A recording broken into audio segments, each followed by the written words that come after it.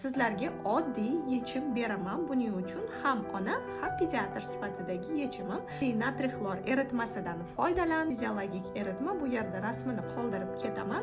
Uni bir kunda 1-2 tomchidan 5-6 mahal chaqalog'imni burniga tomizib turdim va yengil massaj qildim. Burun mana bunday 3 ta yo'nalishda massaj qilinadi. 1-2-3, 1-2-3, 1-2-3. Bunda 5-6 marta qaytarasiz. Akvamaris, yana buni analoglari bor. Ularni ham rasmlari bilan qoldiraman. Ularni chaqaloqni burniga sepib turish mumkin. Bir kunda 5-6 marta har bitta burun yo'liga bir martadan sepiladi. Bu ham bolani burun shilliq qavatlarini namlaydi, axlatini yumshatadi va tashqariga chiqarib berishda yordam beradi. Aynan aspirator bilan burun shilliqlarini tortib olish, shilliq juda ham ko'p ajraladigan bo'lsa ishlatsangiz bo'ladi. Yangi tug'ilgan chaqaloqlarda imkon qadar aspiratorsiz yuqorida aytib o'tgan yechimlarimni ishlatib ham chiqib keta olishingiz mumkin.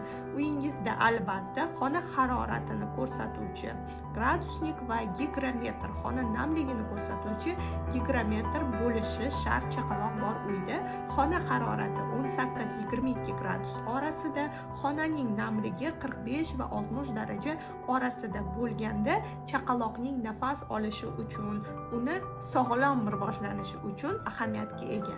Uyingizda maxsus havo namlagichlarni ishlatsangiz, bu paytda bolani burun shilliq qavatlarini namlanishiga yordam beradi. Agar namlik darajasi 45 darajadan past bo'lgan holatlarda, albatta bola uxlaydigan, bola o'ynaydigan xonani havosini ertalab va kechki payt yarim soatdan xonani havosini almashtirib turishingiz kerak. Chaqaloqni boshqa xonaga olib chiqqan holatda burni bitadigan chaqaloqlarda uyda iloji boricha isiriq tutatmaslikni tavsiya qilaman.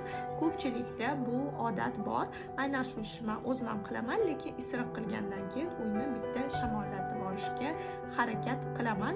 Bu narsa bolani nafas olishini yengillashtiradi. Agar bolangizni burni shu qadar qattiq bitib qolsa, u uxlashga ham qiynalayotgan bo'lsa, bosh qismini biroz ko'tarib yotqizishingizni tavsiya qilaman. Yostiq bilan emas, albatta bola uxlaydigan to'shakni pastroq qismi bilan birga yuqoriroq qo'yish tavsiya etiladi. Bolani boshini tanasi bilan birgalikda sal yuqoriga ko'tarsangiz, burun orqali nafas o'tishi bolada yaxshilanadi. Umuman emolmay qolgan holatlarda yoki vazn yig'mayotgan bo'lsa, siyishi, ich kelishi kamayib ketadigan bo'lsa, albatta shifokorga murojaat qiling.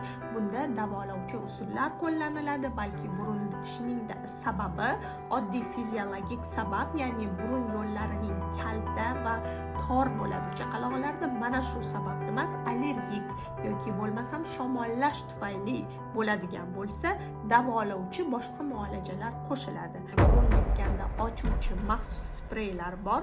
Ularni ham bu yerda rasmlari bilan qoldirib o'taman. Ularni chaqaloqlarda ishlatish xavfli.